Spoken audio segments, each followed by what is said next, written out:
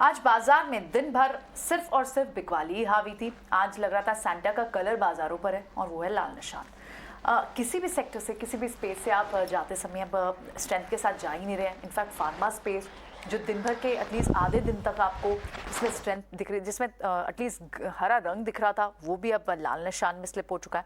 और बड़ी जो प्रॉफिट बुकिंग आई है, जो सेलिंग आई है, वो आपको बैंकिंग और फाइनेंशियल्स में ज़्यादा दिख रही है, क्योंकि ये वो स्पेसेस हैं जिनमें बड़ी मूव भी आई थी। अगर आज आप इंडेक्स के लिहाज से बात करें कि कौन से स्पेसेस में सेक्टर्स के हिसाब से बात करें, तो सबसे ज़्यादा गिरने वाले जो स्पेसेस थे उसमें सबसे ऊपर पीएसयू बैंक्स हैं, और उसके बाद आपको मीडिया, मेटल, एनर्जी, कमोडिटीज़ दिखते हैं। और फार्मा स्पेस में हालांकि अभी भी स्ट्रेंथ थोड़े से कुछ काउंटर्स से ज़रूर आती हुई दिखाई दे रही है। कैश के कुछ काउंटर्स है, फ्यूचर एंड ऑप्शन में तो आपको, एफएनओ में तो सिर्फ आपको एक या दो स्टॉक्स ही दिख रहे हैं जिनमें आपको हरा निशान दिखाई दे रहा है, Granules, Divi's lab, Abbott India.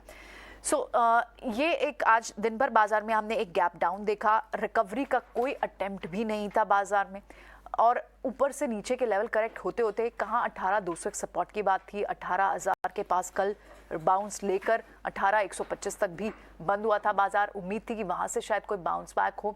18,000 भी टूटा, 17,900 भी टूटा, और 17,800 के पास अब हम हैं।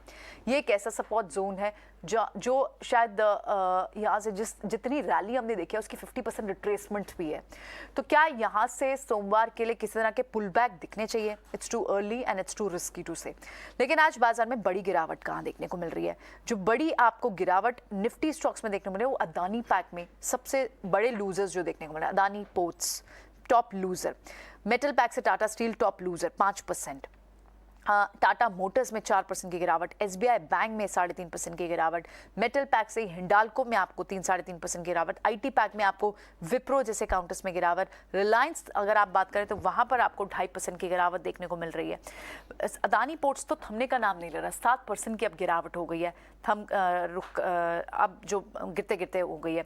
इसके अलावा आपको कहाँ पर आज ग्रीन कमजोरी के स्ट्रेंथ के साथ कहाँ बाजार बंद हो रहे हैं? डिविस लैब हो, सिप्ला हो, ये वो स्टॉक्स हैं जो कोविड पोर्टफोलियो के स्टॉक्स में हैं, यानी या तो लैब्स, डायग्नोस्टिक्स, हॉस्पिटल्स, या फिर वो फार्मा कंपनीज जो कोविड की दवाएं बनाती थी। डिविस लैब, ल्यूपिन, सिप्ला, वहां पर मोमेंटम है। और pharma pack as a whole आपको डिफेंसिव बेट के तौर पर भी आज के दिन दिखाई दिया।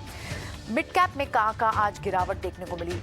पूरी सारे ही स्पेसेस से आप देखें तो बड़ी गिरावट है, और एक यूनानिमसली हर सेक्टर पर आपको फॉल देखने को मिल रहा है। सबसे ज्यादा बड़ा ड्रैगर आज जो मिड कैप में दिख रहा है वो इंडियाबुल्स हाउसिंग फाइनेंस, 9% की गिरावट। अदानी टोटल गैस, फिर से अदानी पैकेज, पूरे अदानी पैकेज का आप देखें सिर्फ बड़ी गिरावट है। होट्स हो, प्राइवेट हो, टोटल गैस हो, इन सब में आपको बड़ी आज गिरावट देखने को मिल रही है। एसीसी अंबुजा हो, इन सब में गिरावट है। JSW energy 7%। कुछ और स्टॉक्स जो इस हफ्ते में थोड़े चले थे, पिछले 2-3 हफ्तों से जिनमें मूव आई थी, उससे अमरा राजा बैटरी जैसे 4.5% की गिरावट वहाँ देखने को मिल रही है। मिड टियर बैंक्स में आप कैनरा बैंक, यूको बैंक, इन सब की बात करें, इन सब में आपको गिरावट देखने को मिल रही है। और बढ़ने वाले जो काउंटर्स हैं वो भी आपको सिर्फ यही देखेंगे, Ajanta pharma, Alembic pharma, doctor Lal path labs, Pfizer और ग्लेनमार्क फार्मा। तो यानी कुल मिलाकर सिर्फ फार्मा और वुड डायग्नोस्टिक स्पेस का काउंटर मूव ही रह गई है जहां पर मूव्स है।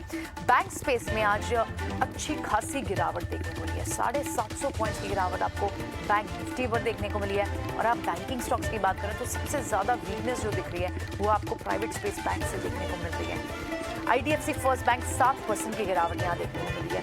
आज के दिन में आपको 3% तक के जो पीएनबी जैसे बैंक 3.5%, फेडरल बैंक 3-3.5%, ये वो बैंक्स हैं जिन्होंने इस साल में अब तक सबसे हाईएस्ट गेन भी दिया है। फेडरल बैंक हो, येस बैंक हो, आईडीएफसी फर्स्ट बैंक हो, लेकिन अभी वहाँ गिरावट है। एज कम्पेयर वो बैंक्स जिन्होंने कुछ खास रिटर्न दिया ही नहीं था, वो कम भी गिरे हैं। तो यानी वो स्टॉक्स जो ज़्यादा गिरे हैं, ज़्यादा चढ़े थे, वो ज़्यादा गिरे भी हैं। ओवर वैल्यूड हो गए थे, वो ओवरसोल्ड भी होते चले जा रहे हैं, वहाँ पर सोल्ड भी हो रहा है। और ये बैंक्स की स्थिति है। और साथ ही आपको क्लियरली आप देख रहे हैं कि 17,800 एक सपोर्ट, जहाँ पर एडवांस डिक्लाइन रेशो सिर्फ 150 स्टॉक टोटल ओवरऑल बढ़ने वाले हैं, उसके आगे 2000 लगभग स्टॉक्स हैं जो गिरने वाले हैं। तो बेहद खराब एडवांस डिक्लाइन रेशियो, ब्रेथ बहुत खराब, बड़ी गिरावट आपको मिड कैप और स्मॉल कैप स्पेस में देखने को मिली है। और ओवरऑल आज हाईएस्ट सिंगल डे डिक्लाइन भी है बैंकिंग स्टॉक्स का अगर आप पीछे के कुछ महीनों में देखें तो ओवरऑल इस पूरे हफ्ते में बाजार अच्छी खासी गिरावट के साथ गिरे हैं और अब यूएस मार्केट से, ग्लोबल मार्केट से भी हालांकि इतने बुरे क्यूज नहीं थे उसके बावजूद भी हम अपने ही रीजंस के साथ अपने ही दम पर ज्यादा गिरे हैं। लेकिन देखना होगा कि अब सोमवार को क्या कोई पुल बैक अटेम्प्ट होता है। 17,800 एक ऐसा जोन है जो 50% रिट्रेसमेंट जोन भी है जहां से हम बड़े रैली हुई, क्या वहां से कोई बड़ा पुल बैक के साइंस आते हैं? एक्सपर्ट्स तो मानते हैं शायद बाजार इससे भी और नीचे गिर सकता है, तो संभल कर ट्रेड करना जरूर होगा। वॉल्यूम्स बाजार में लगातार कम है क्योंकि दिसंबर का महीना है, एफआईज टिपिकली नदारद होते हैं जहां ये एक्शन में नहीं होते और कम वॉल्यूम्स में ट्रेड भी होता है। So let's hope we see a better week, क्योंकि ये अगला हफ्ता इस साल का आखिरी हफ्ता भी होगा।